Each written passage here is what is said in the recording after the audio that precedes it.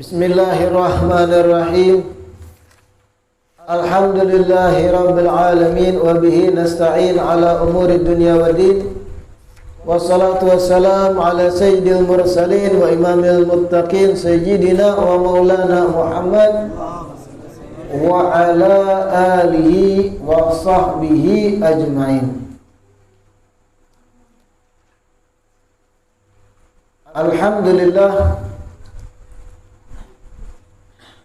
segala puji semata dan senantiasa terhatur kehadirat Allah yang kembali memanjangkan umur kita seberataan, masih melimpahkan nikmat sehat, nikmat afiat, nikmat ketentraman, sehingga kembali di Ahad siang ini berkumpul melanjutkan kegiatan majelis ilmu kita yang harapannya mudah-mudahan menjadi perkumpulan yang diridhoi oleh Allah, menjadi perkumpulan yang menyebabkan ampunan Allah atas dosa-dosa kita.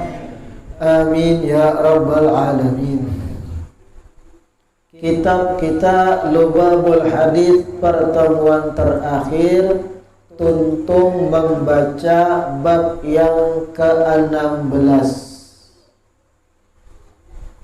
Hari ini kita masuk bab yang selanjutnya, Al-Bab As-Sabi' Asyar, bab yang ke-17, fi fadilatis sadaqah, keutamaan bersedekah.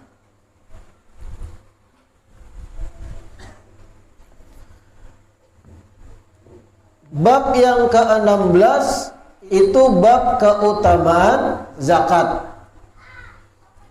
Bab ke-17 keutamaan sedekah atau sedekah. Pertanyaannya, apa perbedaan zakat lawan sedekah?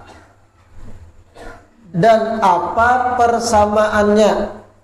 Nah, ini harus paham kita.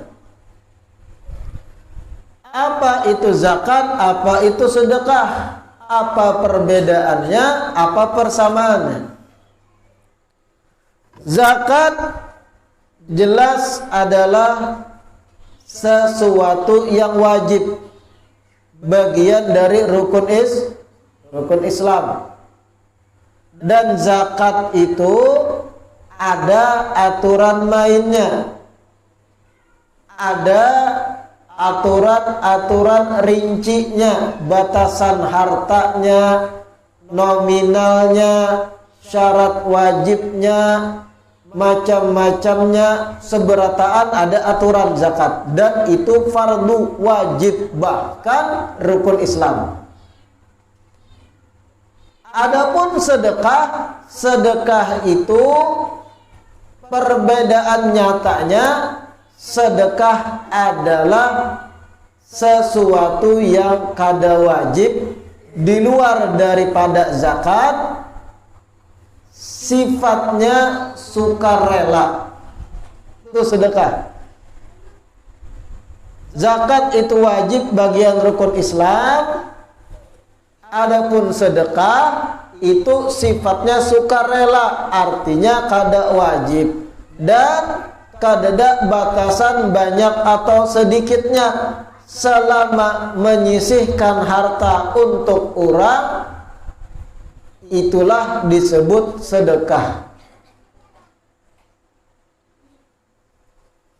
Kira-kira paham? Persamaan antar zakat dan sedekah, sama-sama menyisihkan harta, sama tak keluar harta, itu sedekah. Itu zakat juga.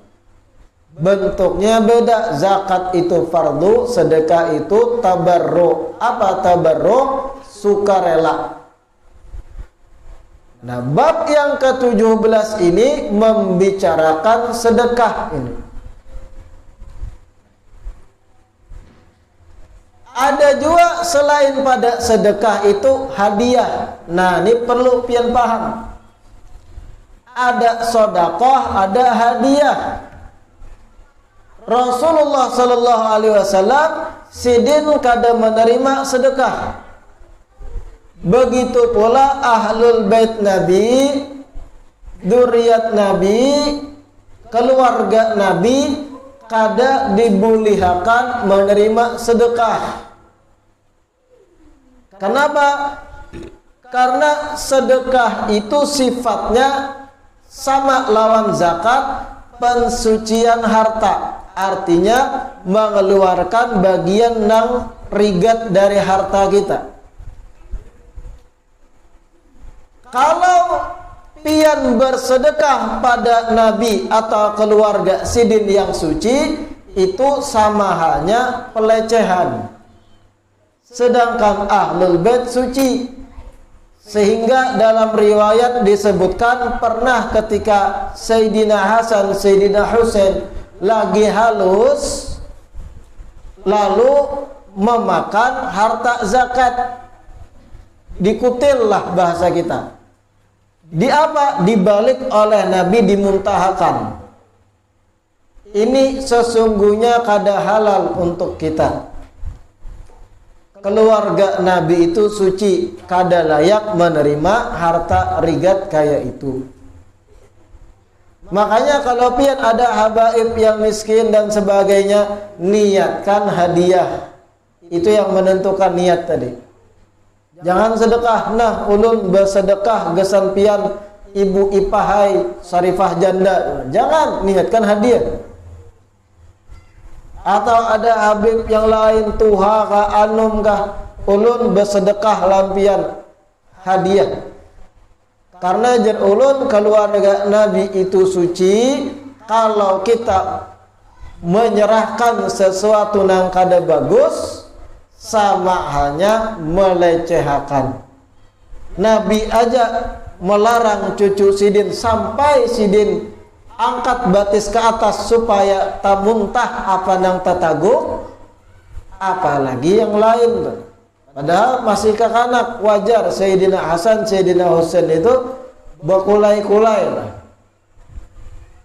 Pelajaran gasan umat. Nah, itu sedekah. Ada hadiah. Karena hadiah itu lebih terhormat daripada sedekah. Karena sedekah itu polanya orang yang di atas memberi kepada yang di bawah. Orang yang di atas memberi pada orang yang di bawah. Itu sedekah. Kalau hadiah itu bisa sama kedudukannya, atau yang di bawah memberi pada yang di atas. Itu hadiah. Makanya ada riwayat juga Nabi ketika ada sahabat memberi sidina satu makanan gitu nah, ditanya itu apa, itu ternyata sedekah, Nabi kada menerima. Di lain waktu diberi lagi, lalu Nabi bertakun apa? Hadiah, hanya sidin menerima. Yaqbalul hadiah, menerima hadiah tapi kada sedekah. Begitu pula zakat kada menerima. Nabi dan ahlul baitnya. Kira-kira paham? Kenapa? Karena ausakhul mal, zakat dan sedekah itu kotoran-kotoran harta dari pemilik yang disisihkan untuk mensucikan hartanya.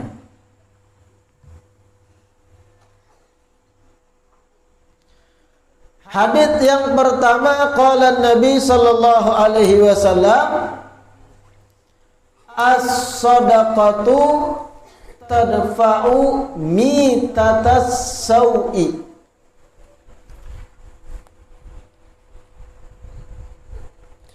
Sedekah itu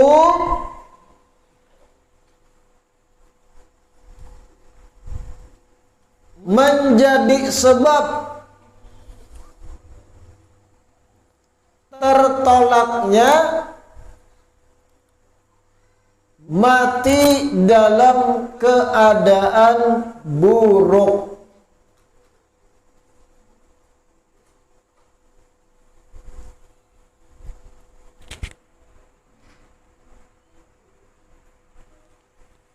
Maksudnya kayak apa? Hadis pertama, orang yang ketujuh bersedekah menyisihkan hartanya untuk orang-orang yang kada mampu secara khusus, maka sedekahnya akan menjadi sebab orang tadi kada mati dalam keadaan buruk. Kalaupun meninggal keadaannya nyaman dilihat. Kayak apa gambaran mitatus sau, mati dalam keadaan buruk, mati ranjah terak panggal 5. Mitatus sau. Kayak apa lagi mati dalam keadaan buruk? Mati gugur dari pohon, kemudian patahan tulangnya. Itu mati dalam keadaan yang kada baik dilihat tuh. Itu mitatasau. Begitu pula mati terpanggang, terbakar. Hayahnya, bentuk kematiannya kada baik di mata manusia. Itu mitatasau tadi. Tapi kalau berbicara statusnya syahid di akhirat. Hanya saja pasti jadi pandiran orang. Mati terbakar dan sebagainya. Apalagi orang awam bepandir bebarang kadang. Wah, itu terbakar matinya gosong. Hajin inya pernah menggawi nang kada-kada. Nah, itu kalau orang rancak.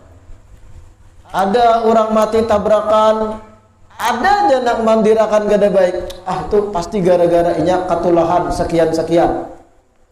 Kada baik gitulah. Seakan-akan pian yang menghakimi. As-sadaqah tadfa mitatasau. Sedekah itu jar Nabi menjadi sebab tertolaknya mati dalam keadaan buruk.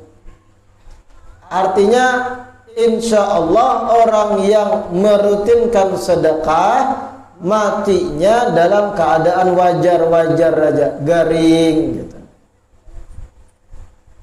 Sebagaimana umumnya manusia wafat, kada dalam keadaan yang menggenaskan, kada. Hadits kedua,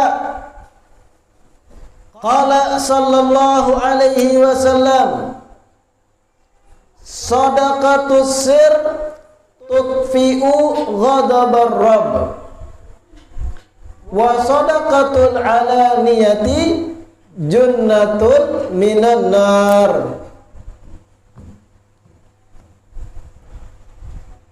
Sedekah sembunyi-sembunyi itu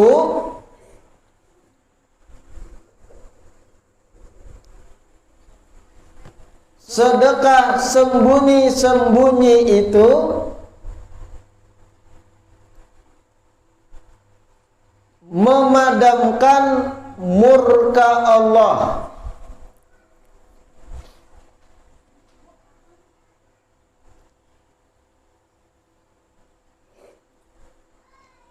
Memadamkan murka Allah. Dan sedekah yang terang-terangan itu sedekatul alaniyah.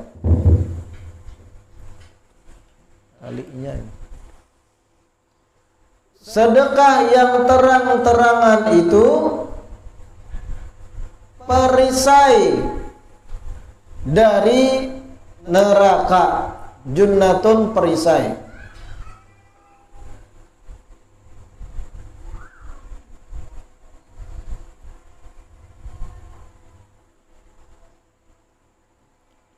Hadits kedua, ujar Nabi, sedekah sembunyi-sembunyi itu menjadi sebab memadamkan akan murka Allah. Kayak apa sedekah sembunyi-sembunyi? Berapa kali di majelis sudah pernah ulun gambarkan. Sedekah sembunyi-sembunyi itu di saat pian bersedekah orang lain kada tahu. Itu intinya. Pian bersedekah tanpa mengumumkan ngaran pian. Pian bersedekah tanpa diketahui oleh yang menerima. Pian bersedekah, proses penyerahan akan sedekah pian kada dilihat orang. Itu sedekah sembunyi-sembunyi. Termasuk contoh sedekah sembunyi-sembunyi yang pernah ulun contohkan dan digambarkan ulama ketika pian bawarung, pian ampun warung.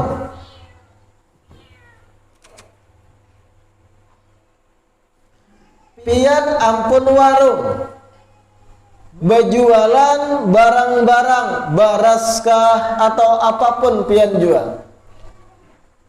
Pian berisi barang, harga jualnya 10.000, modalnya contoh 8.000. Ada orang batu tukar, pakaiannya lusuh, muhanya rigat, rambutnya kada bersampo 2 minggu, membawa duit ribuan rabit pulang, hendak nukar barang pian, harga 10.000, modal 8.000. Ketika pian melihat keadaan nang bertukar, inya betakun berapa harga barang itu tadi, pian jawab harganya 7.000 je pian, atau harganya 6.000 jar pian. Padahal modal 8.000. Lalu inya pun menungkari dan pian serahkan barangnya. Inya kada sadar bahwa itu di bawah modal pian juali. Kada pian ucapkan. Langsung ja ketika ditakuni berapa, jar pian 6.000. Tukarinya inya bulik. Ini sedekah sembunyi-sembunyi juga. Lain dikuya. Itu padahal aku kurangi itu modal 8.000 tahu lah. Nah itu bakuya, kada sir lagi jatuhnya. Sakira dihargai orang tuh aku kurangi, warung Aceh sebelah menyebelah diumumkan, nah aku kurangi nah, ini aku kurangi, itu kada sir lagi. Sir tadi ketika pian mengurangi harga tanpa diketahui si pembeli. Si pembeli mengira memang itu harganya. Itulah ingat. Sir itu, sedekah sembunyi. Kayak apa gambaran sedekah sembunyi yang lain? Menyerahkan sedekah kita di muka rumah orang tengah malam. Orang kada mampu, pian andaki apa nang pian sedekahkan di muka rumahnya. Pian tulisi surat, gasan pian halal dari hamba Allah yang tidak ingin diketahui namanya, tapi alamatnya di sini-sini. Sama bohong. Tulisnya ini gasan pian halal, selesai. Itu pun sedekah sir. Hal-hal kayak itu ujar Nabi, tutfi'u ghadabar Rabb, menjadi sebab akan padamnya murka Allah. Maksudnya kayak apa murka Allah? Ketika pian melakukan dosa di tempat yang lain, ketika pian pernah menggawi perbuatan maksiat yang seharusnya pian dapat hukuman atas maksiat tadi, sabab pian bersedekah sembunyi-sembunyi setelahnya, akibat kemaksiatan tadi dipadamkan oleh Allah. Kada jadi pian dapat. Pian menggawi maksiat sebelumnya nih, seminggu sebelumnya contohnya. Allah telah siapkan pian itu karena hukuman di dunia. Entah tadangsar di kamar mandi kepala tahantuk bincul, entah itu pian merabah bakandaraan, sudah diatur kayak itu akibat maksiat. Itu gambaran murka Allah tadi. Lalu pian beberapa hari setelah maksiat bersedekah sembunyi-sembunyi, yang tadi sudah disusun seharusnya pian cilaka, selamat pian dari itu. Dicabut ketentuan tadi. Itu gambaran memadamkan akan murka Allah supaya nyaman dipahami oleh pian. Kira-kira paham? Wa sadaqatul alaniyati junnatun minan nar.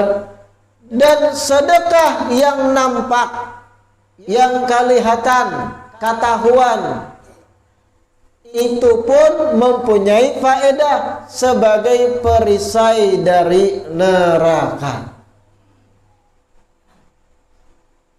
Tapi juga kalau orang niatnya salah dalam bersedekah, niatnya pamor, niatnya supaya syuhrah, populer, dieluk-elukan manusia, maka nol nang i-nya dapat. Karena ini kembali ke hati dan niat masing-masing. Bersedekah amun ngarannya kada disambat tasinggung.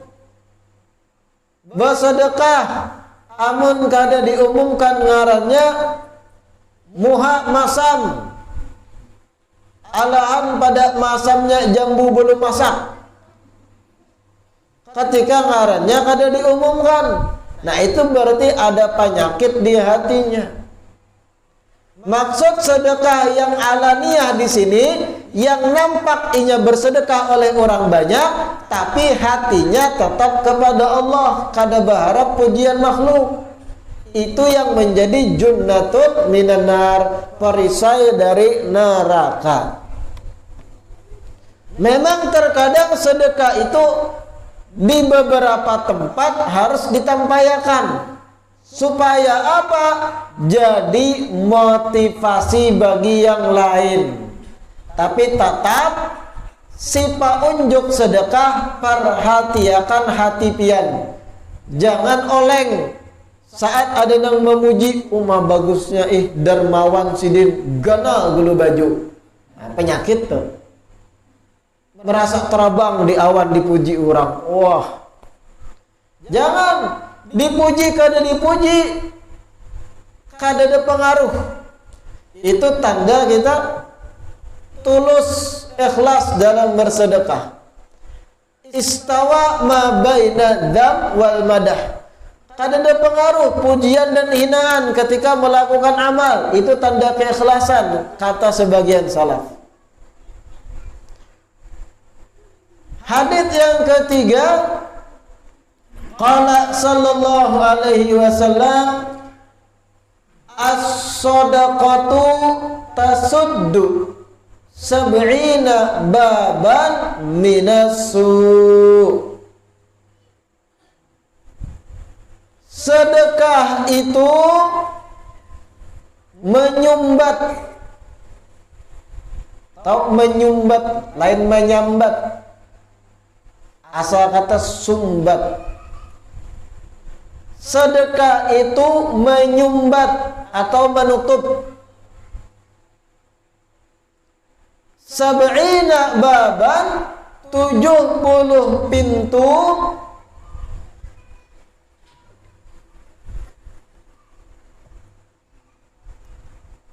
minasu, dari keburukan.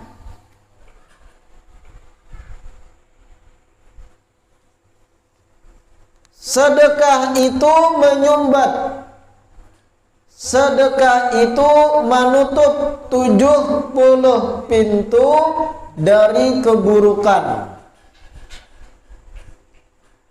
Makanya sebagian salaf ketika hendak melakukan perjalanan jauh berhari-hari, berbulan-bulan, sebelum berangkat biasanya sedekah banyak-banyak. Harapannya apa?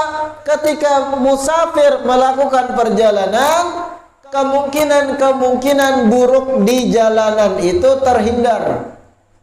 Berdasar hadits ini, dengan bersedekah Allah tutup 70 pintu keburukan, kejahatan dan yang lain. Harapannya ketika bersedekah sebelum melakukan safar, dalam perjalanan kadida yang mengganggu, kadada parampok, kadada musibah, kadada orang jahat nang menghalang, sabab sedekah sebelum tulak. Karena jar Nabi, sedekah itu menyumbat 70 pintu dari keburukan. Bukan hanya dalam keadaan musafir, kita berada di rumah, di kampung santai, amun hendak terhindar dari keburukan, banyak-banyak bersedekah. Hadits keempat, qala sallallahu alaihi wasallam, ittaqun nar walau bisyiqqi tamratin, fa in lam tajidu fa bi kalimatin tayyibatin.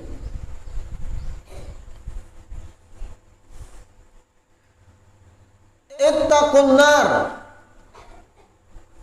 takutlah dari api neraka.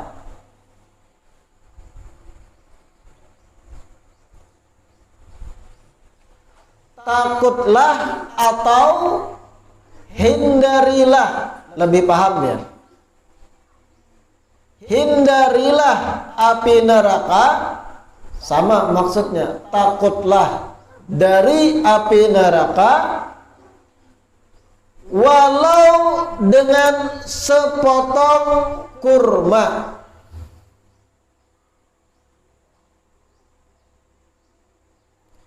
Walau dengan sepotong buah kurma.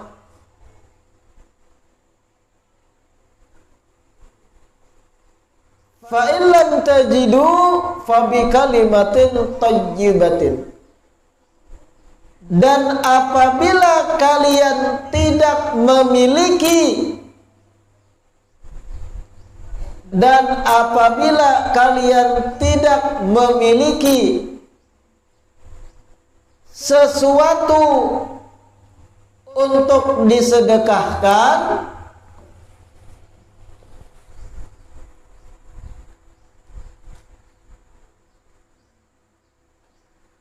apabila kalian tidak memiliki sesuatu untuk disedekahkan, maka bersedekahlah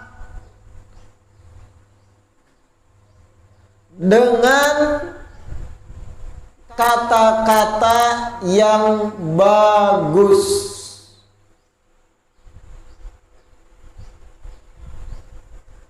Maka bersedekahlah dengan kata-kata nang bagus, nang baik, nang langkar. Kayak apa maksud hadits keempat? Rasulullah memadahi takutanlah bebuhan ikam dari neraka. Artinya hindarilah oleh buhan ikam akan neraka, walau dengan beramal sekedar bersedekah sapanggal buah kurma. Artinya anjuran bersedekah agar jadi sebab terhindar dari masuk neraka, walau berisi sapanggal buah kurma aja. Miskin benar berarti lah. Kada besi harta lalu sapanggal buah kurma wara. Kira-kira kada dapat orang duhat nang kayak itu statusnya tuh. Setidaknya ada barang di rumah iwak karing gak.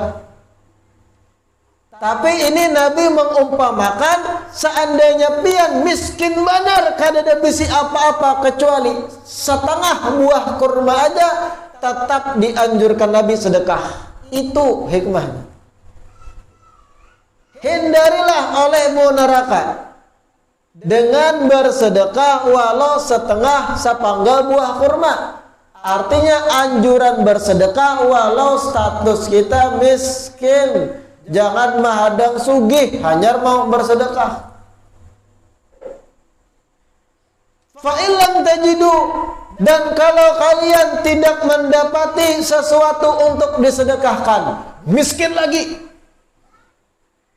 kada ada apa-apa lalu nak kau disedekahkan, baju selambar di awak wara, amun disedekahkan teti lanjang.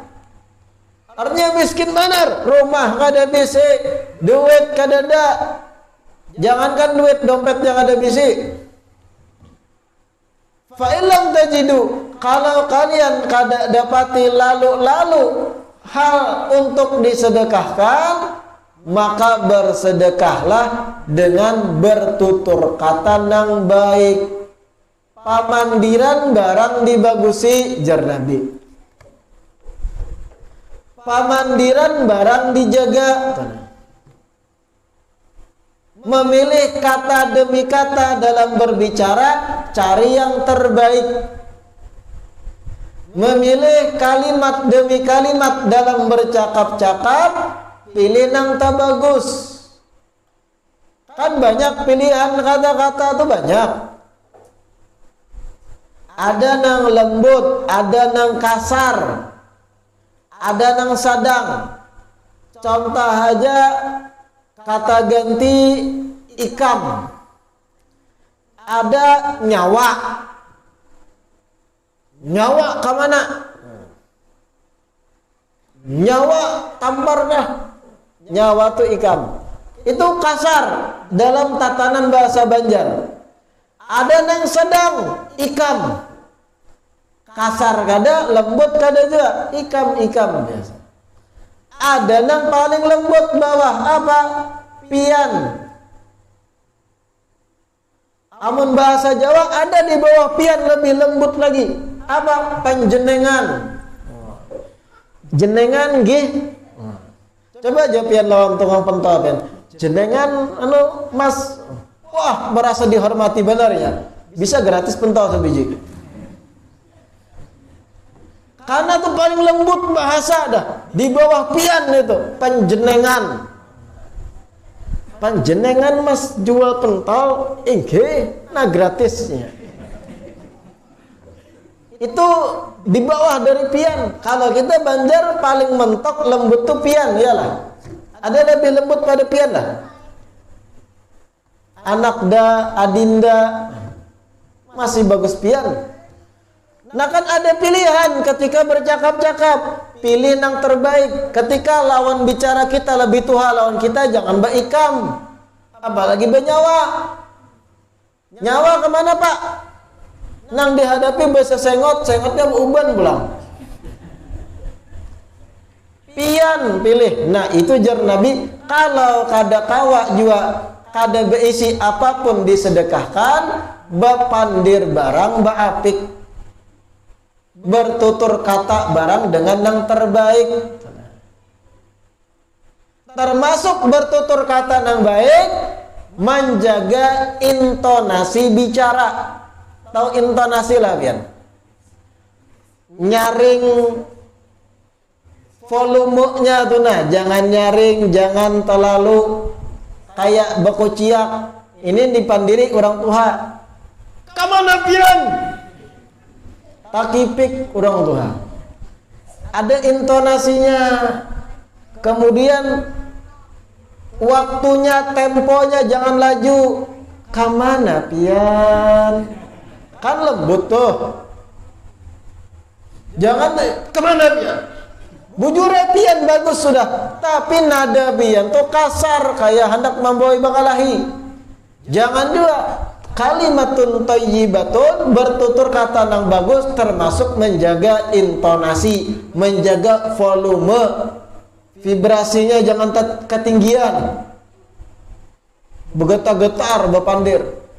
Begitu pula bini di rumah tuh nah, lawan laki harus tutur kata yang lembut, jangan kasar lawan laki, buka lagi. Adanya kopi kah? Bagus saya menawari molakan kopi, tapi kasar. Ujar nang laki, kada.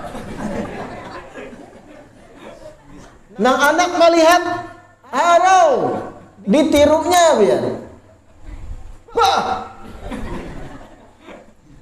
minta duit, jangan anak. Jenang abah kenapa? Ikan bengociak nang pian melajari.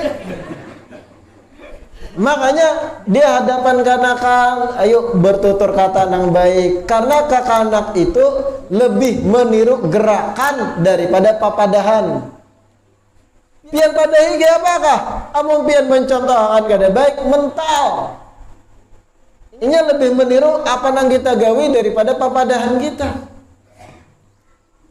Nah itu tadi fa illam tajidu fa bi kalimatin thayyibah. Nah abah-abahnya juga ketika bepandir lawan bini jangan kasar. Hanya kawin lembut bepandir. Inggih. Olah kan pang ulun kopi. Ba ulun lawan bini. Ba anak dua umanya. Kada lagi nang ulun umanya abahnya aja juga nang bini. Coba nang lembut. Sayang. Olahan kopi pang pian pertahankan jang itu 10-20 tahun rumah tangga harmonis. Ini kan ada 5 tahun, ada nah hanya 2 tahun umahnya abahnya ada. Anaknya contohnya ngarannya Ratna, umahnya Ratna mengiu bini gitu. Nah bini ngiu laki abahnya Ratna. Coba bang suamiku gelianan orang duhat gitu. Tapi itu termasuk pemilihan kata yang baik, kalimatun thayyibah dalam rumah tangga, dan itu berdampak dalam keharmonisan. Coba aja pian kiau laki pian gitu dibawa ke pasar isuk nukar baju pian. Hadits yang kelima,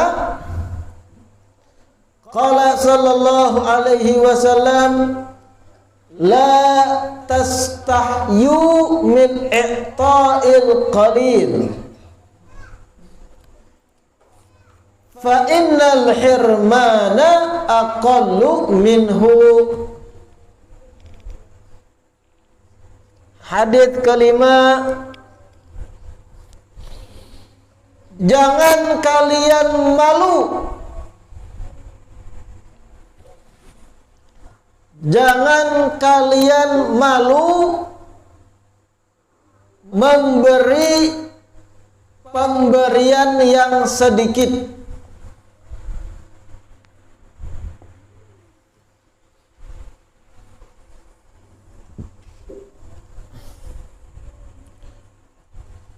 Jangan kalian malu memberi dengan pemberian sedikit. Karena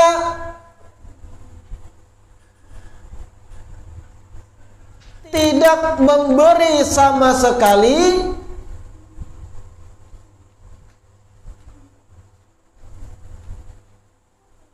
itu lebih parah daripada yang memberi walau sedikit. Nabi berucap, karena tidak memberi sama sekali itu lebih parah daripada yang memberi walau sedikit. Jangan supan, jar Nabi. Jangan supan bersedekah walau saikit, walau sedikit jangan supan. Karena yang kada memberi sama sekali lebih parah daripada yang memberi walau sedikit. Nah ini konsep yang luar biasa yang harus ditanam dalam pemahaman kita. Ketika lagi sembahyang Jumat, ulun beri contoh lapangan. Ketika lagi sholat Jumat, tuntung salam kedua dari imam, biasanya ada nang disuruh oleh orang-orang nang di ujung. Apa nang disuruh? Kotak amal. Ada nang disuruh karena beban. Ada nang berangkat. Ketika sampai orang dihiga kita kotak amal, orang dihiga kita mengeluarkan 50.000. memasukkan 50.000, maka lambat pulang aja. Bah itu terlalu dong gitu. Nah jadi 50.000 buatnya. Seorang rencana hendak bersedekah juga untuk masjid, tapi 2.000 unyak pulang. Melihat kawan warna biru tadi, maka arai mana muhanya. Jadi gini. Tunjul bahasa aja. Lalu kisah sedikit bawa duit. Kan banyak cara kadang orang. Ini tak salah konsep. Supan karena melihat yang lain lebih gana nominalnya. Lalu tadinya sudah ada niat hendak juga membuat, karena nang sebelah warna biru mana tak kurihing pulang ketika mandek. Lalu kada jadi. Ujar Nabi, la tastahyu, jangan sopan. Bangga walau 2.000.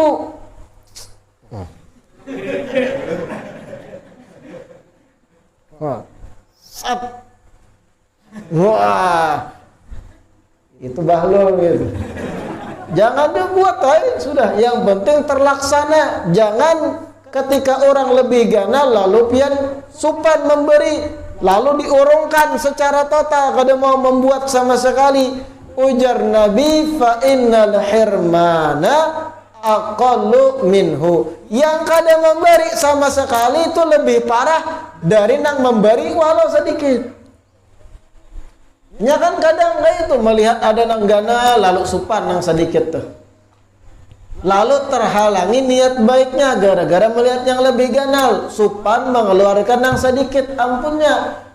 Siapa tahu ternyata yang sedikit tadi ini lebih Allah ridhoi dari yang banyak. Kenapa?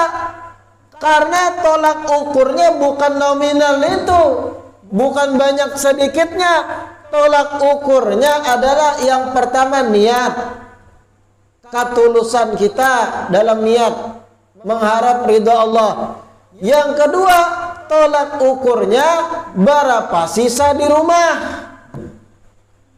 berapa sisa harta pian. Orang sugih hartanya em-eman menyumbang 50.000 biasa. Kenapa? Nang di rumah banyak sisanya.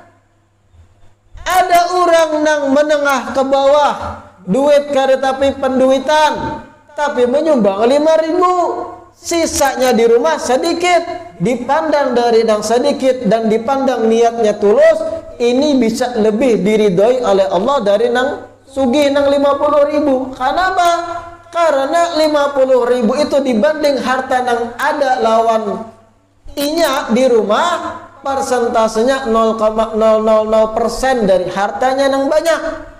Tapi nang miskin ketika menyumbang seitu tadi, ternyata itu 10% hartanya, lebih totalitas daripada nang sugih. Itu lebih diridhoi. Orang sugih banyak bisi rumah, tanah, tuan takur. Iya. Tahu tuan takur lah, Ben? Artinya banyak bisi tanah lah gitu. Banyak bisi alat-alat inya sewakan di batu bara dan sebagainya, mobil, truk dan sebagainya. Menyumbang gesan masjid 5 juta. Himong orang kampung, wah luar biasa nih pemberian ini, wah. 5 juta duitnya tuh kayak bokorek hidung sekali ketiknya. Kita nang biasa menyumbang 1 juta, itu titik paluh kita berdarah bahkan lebih bernilai di sisi Allah. Tapi kalau berbicara hadis ini, lebih baik nang sugih menyumbang 5 juta daripada kada sama sekali pulang. Parah pulang kada mengeluarkan. Sekedar motivasi bagi kita nang menengah ke bawah, artinya bisa jadi yang sedikit dari kita tapi total lebih bernilai di sisi Allah dari nang banyak. Tapi ternyata yang banyak tadi itu sedikit nisbat dengan sisa hartanya nang di rumah. Nah itu paham itu. Pernah ulun sampaikan kisah Imam Husain bin Abdullah bin Abi Bakar Al-Aidarus. Dan sanak sidin saban hari ribuan kambing disembelih. menjamu tamu yang banyak, ribuan kambing saban hari. Ada orang alim bertakun, wahai Habib, pian ini paling dermawan ulun tamui sudah. Kadada yang lebih dermawan dari pian. Ujar Habib, Abu Bakar Adani, ada yang lebih dermawan dari aku. Dan sanaku yang bernama Husain di kota Tarim. Didatangi ke kota Tarim, ternyata Habib Husain itu ketika si tamu ini datang ke situ disuguhkan roti karas sepanggal aja, lawan banyu putih. Ini yang dipadakan Imam Abu Bakar Adani lebih dermawan dariku. Lalu dikasyaf oleh Habib Husain, ikam wahai tamu, perlu ikam ketahui sepanggal roti yang aku suguhkan gesan ikam saat bertamu, inilah hartaku satu-satunya, dan itu sebenarnya untuk istri dan anak-anakku di dalam kamar. Mereka belum makan sama sekali. Kami beriakan gesan ikam seberataan. Ini sudut pandangnya karena lebih totalitas, maka ini dikatakan lebih dermawan daripada yang ribuan kambing menyembelih untuk tamu saban hari, tapi bersisa harta sidin masih ada di rumah. Paham gak? Itu tadi harus dipahami. La tastahyu min i'ta'il qalil. Jangan supan ketika memberi hanya bisa sedikit. Fa innal hirman aqallu minhu. Karena tidak memberi sama sekali itu lebih parah daripada yang memberi walau sedikit. Konsepnya umum ini. Lebih baik ada walau apa adanya daripada tidak sama sekali. Lebih baik sudah bisi bini walaupun hirang lut. Itu lebih baik daripada bujangan yang belum kawin, gitu. Karena sudah bisi itu. Lebih baik ada walau apa adanya daripada kadidak sama sekali. Konsep ini pernah disampaikan Nabi. Fa innal hirman aqallu minhu.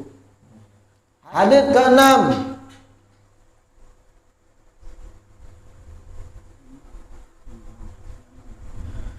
Qala sallallahu alaihi wasallam, man nahara sa'ilan naharathul malaikatu yaumal qiyamah.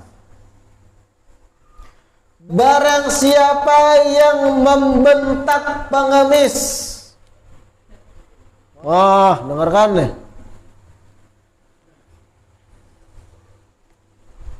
Wa amsaila fala tanhar. Barang siapa yang membentak pengemis,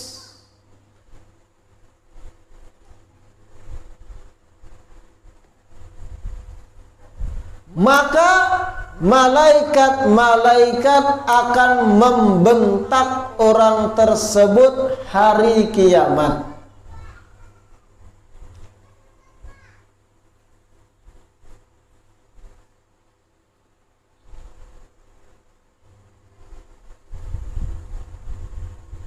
Naharo, siapapun yang membentak, tahu membentak lah ya.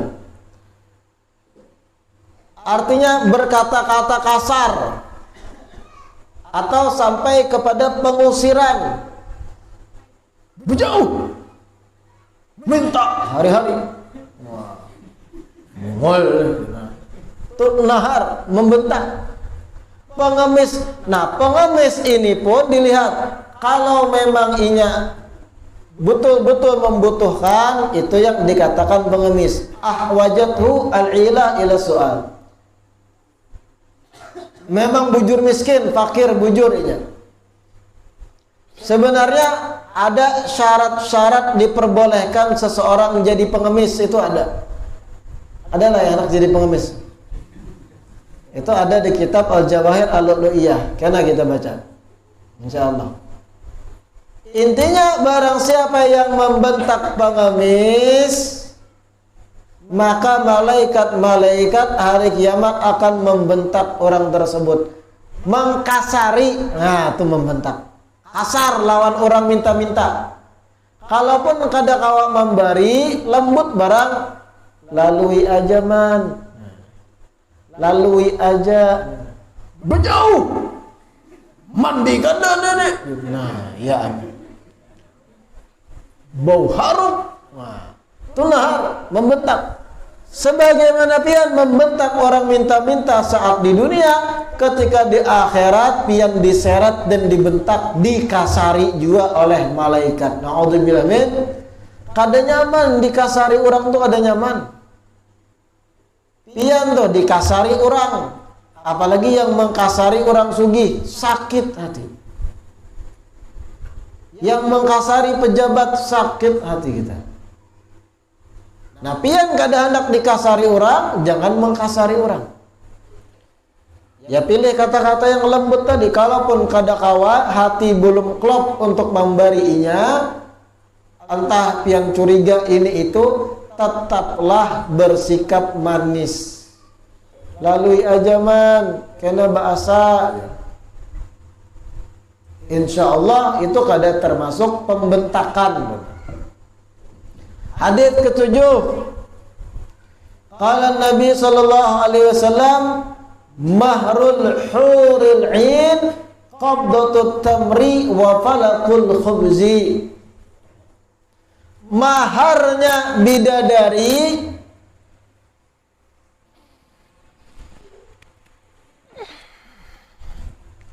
Maharnya bidadari adalah segenggam buah kurma dan sepotong roti.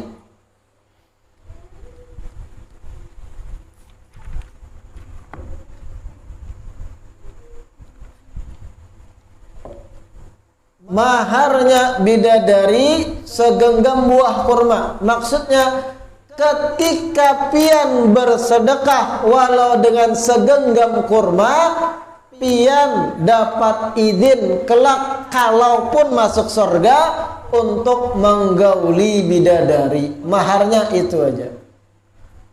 Jauh lebih cantik dan elok dari jutaan wanita cantik manapun di dunia. Maharnya segenggam kurma aja. Jujurannya tuh. Lah ini muha pinah hirang jujuran 30 juta. Masak tapi bisa. Paling berkahnya perempuan yang paling mudah maharnya. Aisaruhunna, yang paling mudah maharnya. Dengan kita bersedekah walau segenggam buah kurma atau sepotong roti, disedekahkan pada yang mampu, kita dapat izin sudah untuk menghalalkan bidadari kalaupun masuk surga. Itu maharnya, simpel aja maharnya. Ada uyuh tuh nah, menjual sawah dan yang lain. Hadits yang ke-8. Qala sallallahu alaihi wasallam, ma naqusa malun min sadaqatin. Harta itu tidak berkurang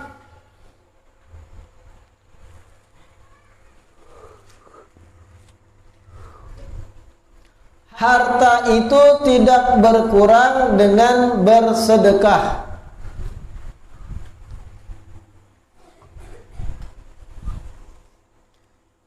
Ini Nabi yang berucap, harta itu tidak berkurang dengan bersedekah. Kayak apa gambarannya? Bukankah ketika kita bersedekah secara matematika pasti berkurang harta?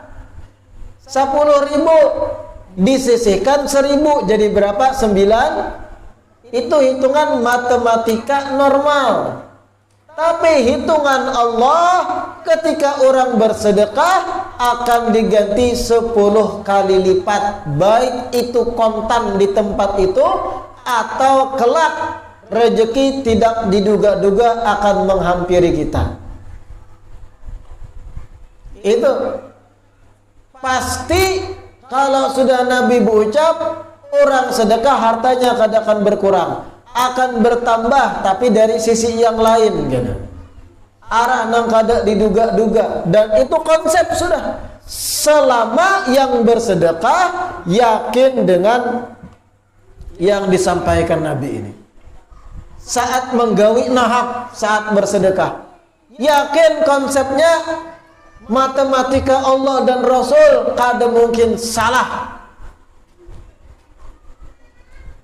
Bersedekah sekian 10 kali lipat akan dibalas, walau dengan tempo yang lebih lama. Yakin dengan konsep dan prinsip itu, mendarah daging biang, insya Allah sesuai hadits ini, dan Nabi tidak pernah berdusta. Mana kusoma min sedekah, tidak akan berkurang harta sebab bersedekah. Nah, hadits ke-8 ke-9, qala sallallahu alaihi wasallam, as-sadaqatu syai'un 'azim, qalaha talatan. Sedekah itu adalah sesuatu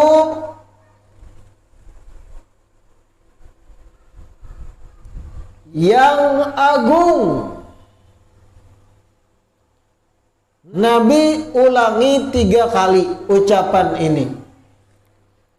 Sedekah itu sesuatu yang agung. Sedekah itu sesuatu yang agung. Sedekah itu sesuatu yang agung. Nabi mengulang 3 kali sebagai bentuk menguatkan apa yang Sidin sampaikan.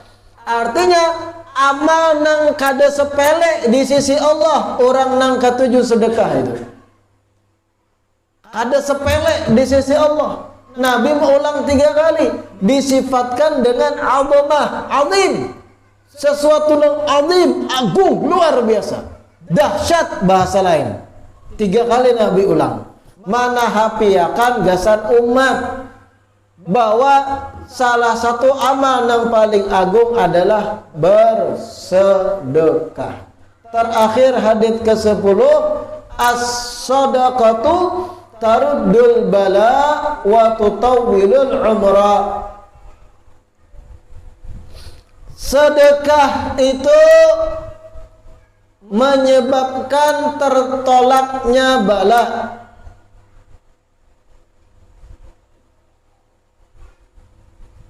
dan menyebabkan keberkahan umur.